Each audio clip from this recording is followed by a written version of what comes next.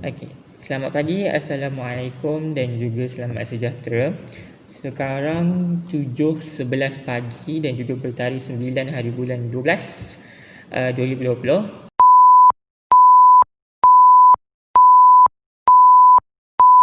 Okey, sebelum itu saya nak menerangkan bahawa SOP di Talk Glove ni agak ketat, jadi saya kena pakai face mask. Kalau tak, kena potong gaji lah 1,000. Okey, jadinya hari ini saya nak menerangkan lah apa yang setelah saya pelajari sepanjang industrial training ataupun latihan industri di syarikat Top Glove Sdn Bhd. Okey, pertama sekalinya saya training di bawah Jabatan Engineering ataupun kejuruteraan, tetapi lebih spesifiknya di bawah CNS Project Team ataupun Civil and Structure Project Team. Okey, jadinya pertama sekali saya nak menerangkan terdapat 3 komponen yang saya akan terangkan. Pertama iaitu pengenalan kepada syarikat, organisasi, produk dan sebagainya, dan yang kedua iaitu berkaitan dengan kerja-kerja pejabat ataupun office works lah yang telah saya buat ataupun yang telah saya lakukan. Dan yang ketiga iaitu akan adanya site visit. Okey, site visit tu nanti dalam tengah hari lah, pukul 10. Okey. Okey, so yang pertama sekalinya saya nak menerangkan, okey, Talk Glove Sdn Bhd sebagai yang telah diketahui oleh semua orang sebab world largest manufacturer of glove. Okey, so Talk Glove Sdn Bhd ni telah diasaskan pada 1991 oleh Tan Sri Dr. Lim Wee Chai lah dan juga yang lain-lain. Okey, saya tak nak terang banyak sangat sebab organisasi dekat Talk Glove Sdn Bhd ni sangat besar. Okey, so yang keduanya iaitu mengenai produk yang ditawarkan ataupun dihasilkan oleh Talk Glove Sdn Bhd. Okey, jadinya kita terdapat pelbagai kategori. Pertama, kita ada hand protection, bermaksud glove lah, sarung tangan. Kedua, face mask ni. Ketiga, sexual wellness, home care product, dental care dan lain-lain lah. Okay, so board director of Talk Glove terdapat lebih kurang banyak sebenarnya, tapi diketuai oleh Tan Sri Dr. Lim Wee Chai lah sebagai chairman of Talk Glove. Okay, so visi dan misi dia, visi dan misi dia saya takkan terangkan banyak lah sebab terdapat juga pelbagai prinsip-prinsip yang dipegang oleh Talk Glove. Okay, seterusnya, saya akan terangkan mengenai Jabatan Kejuruteraan. Terdapat satu team leader dan bawahnya terdapat 5 individu lah. Ada officer, ada eksekutif, ada engineer. Tetapi SV saya iaitu Miss Zaidatul Ismailiza binti Ismailah, engineer. Seterusnya, setelah pengenalan bagi syarikat Talk Glove Sdn Bhd ni, saya akan pergi kepada skop. Skop industrial training saya. Skop industrial training saya ni sebenarnya CNS Project Team, yang site yang saya LI, sebenarnya merupakan kilang yang telah dibeli daripada syarikat 3+ kalau tak silap saya, dan kemudiannya diubah mengikut standard yang dimahukan oleh Talk Glove Sdn Bhd lah. Jadi terdapatnya sedikit pembangunan, sedikit pembinaan, sedikit rectification dekat kilang ni. Semua pembangunan pembinaan tersebut akan disamakan standardnya dengan standard Talk Glove lah, Talk Glove Sdn Bhd. So nama dia adalah Factory 35. Yang pertama sekali, disebabkan kita dekat office sekarang, saya dekat office sekarang, jadinya saya akan menerangkan tentang office works yang telah saya lakukan. So terdapat banyak office work sebenarnya, tapi semuanya sebenarnya berkaitan dengan site visit ataupun projek-projek yang dikendalikan oleh engineer saya, SV saya lah, iaitu Miss Zaidatul. So F35, jadi kebanyakan kerja yang saya lakukan ini adalah berkaitan related dengan F35 punya projek. F35 bermaksud Factory 35.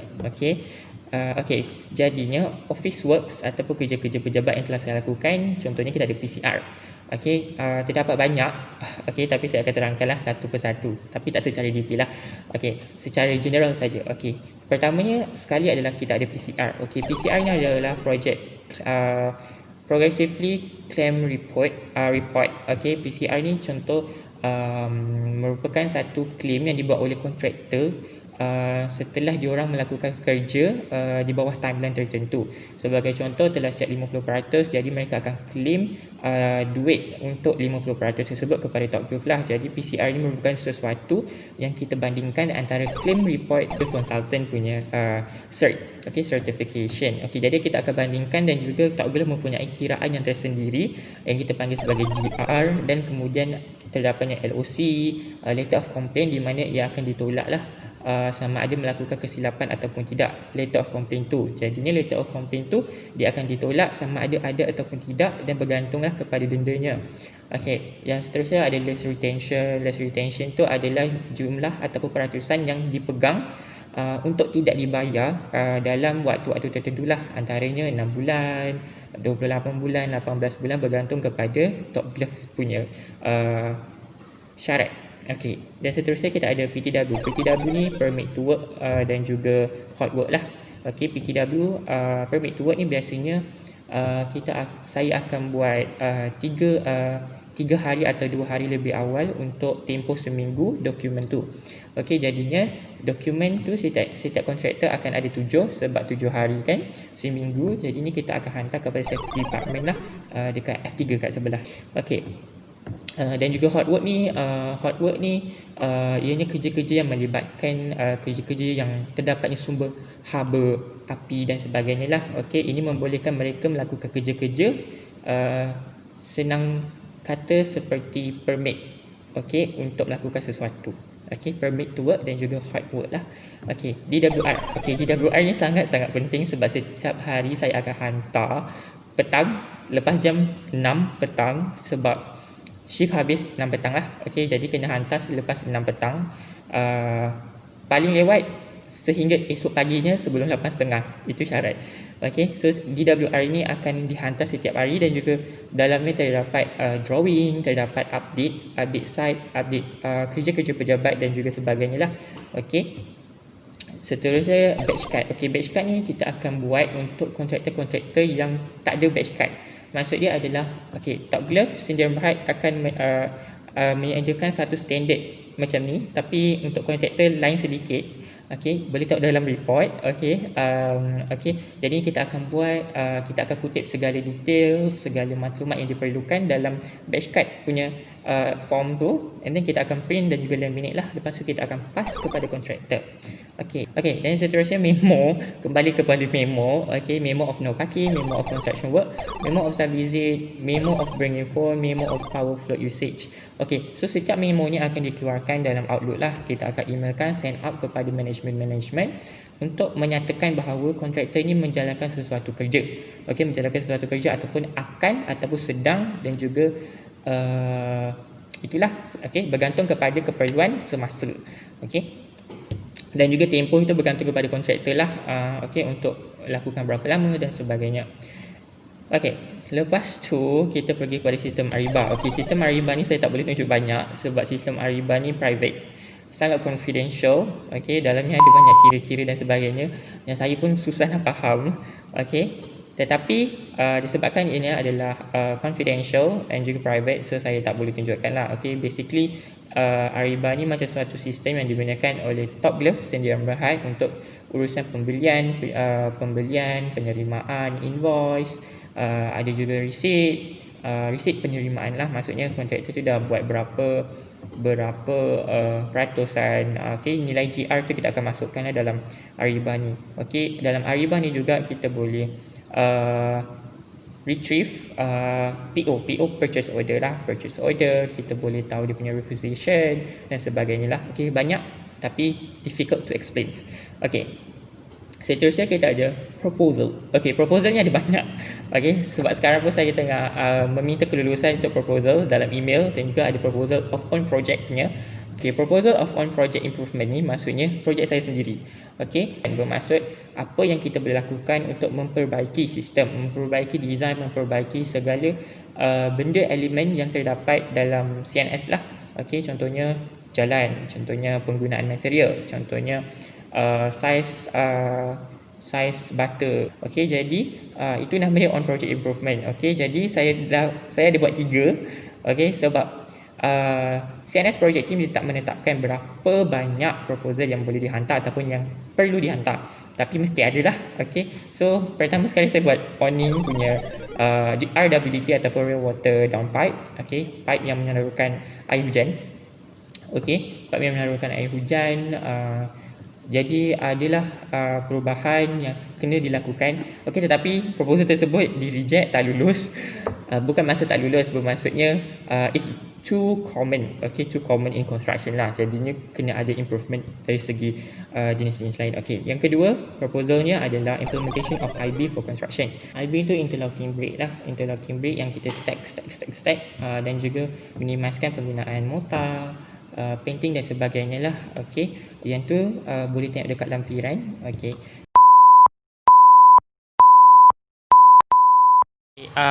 sekarang jam 9.45. Okey, jadi bawa tour untuk site F35. Okey, syarat pemakaian kena pakai topi keledar, topi keselamatan, sorry. Okey, topi keselamatan warna putih ya, untuk engineer, staff dan sebagainya lah.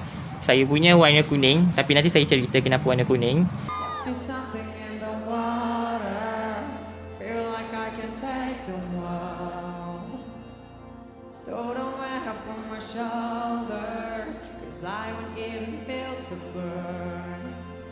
Don't be afraid to die. Be afraid that you need to try. These moments remind us why we're here, we're so alive. Let's live right where we maybe just for tonight.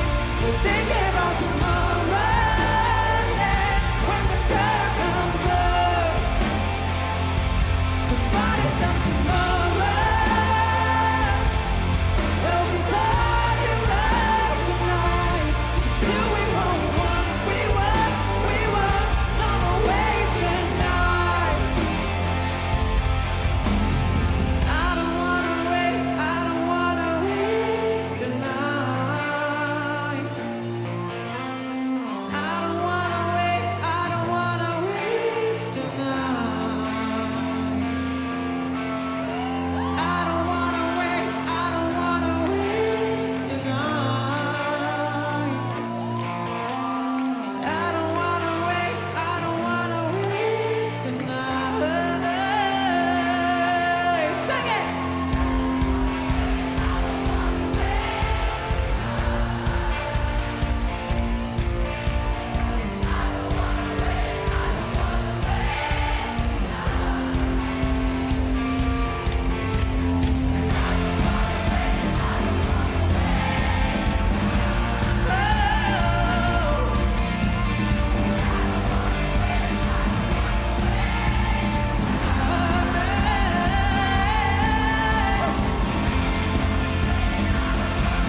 So sekian saja site tour.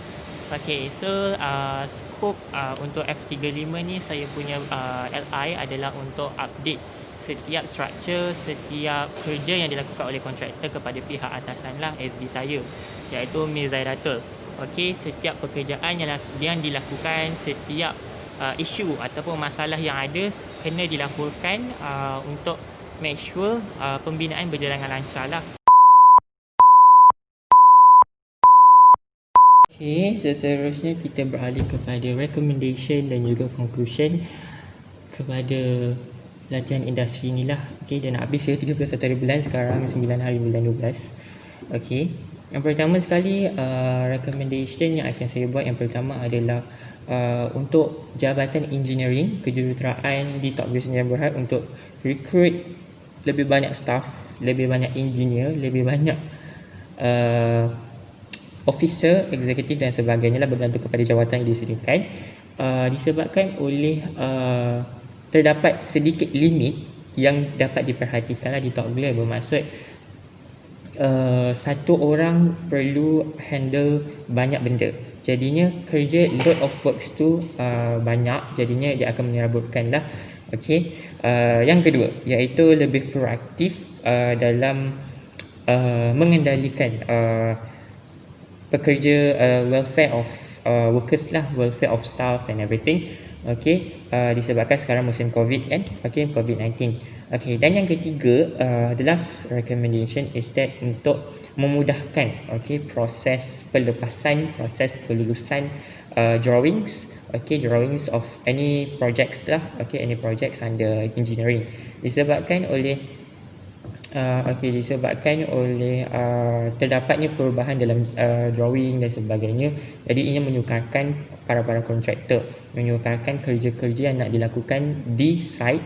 Okey, itulah. Okey, jadinya simplify the process, the flow of releasing drawings lah, so that semua pihak, okay, daripada segi firefighting team, mechanical and electrical punya team, dan juga bomber punya team, firefighting tadi sebut okay, dan juga unit-unit lain dalam engineering lah, supaya koordinasi antara setiap team, setiap unit dalam engineering punya department dan juga CNS punya project team lebih mudah dan juga senang lah. Okay, okay. Dan last sekali iaitu kesimpulan. Okey, sebagai kesimpulan, sebenarnya banyak yang telah saya pelajari, banyak yang telah nilai-nilai yang telah saya pelajari sepanjang menjalani training industry. Okey, so training in this industry lah, manufacturing punya process punya company. Okey, so kesimpulan dia adalah being a trainee for Top Glove Sdn Bhd sangat memberikan pengalaman dari segi civil engineering, dari segi pengetahuan am berkaitan dengan firefighting, mechanical, electrical semua. Okey, disebabkan exposure terhadap different elements in Top Glove lah. Okey, jadinya nilai yang telah dipelajari contohnya kena disiplin. Okey, every time 8.5 hingga pukul 6, tak berlambat. Cepat boleh, lambat jangan. Okey, disiplin, kena hantar DWR setiap hari. Other than that, ada juga seperti being independent.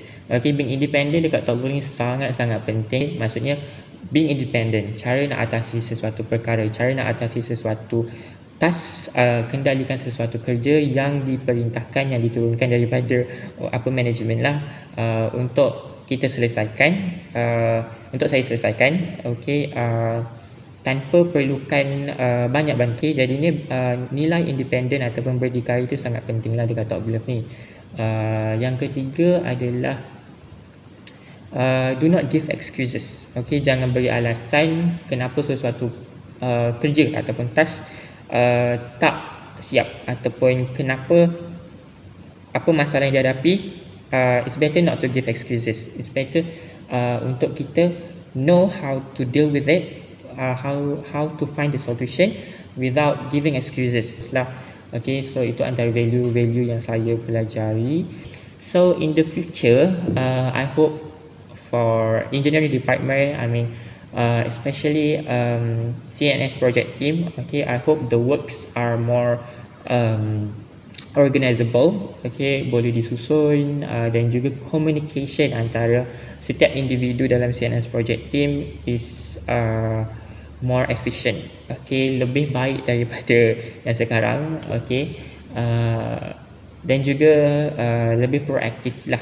Okay, itu saja. Sekian, terima kasih. Assalamualaikum.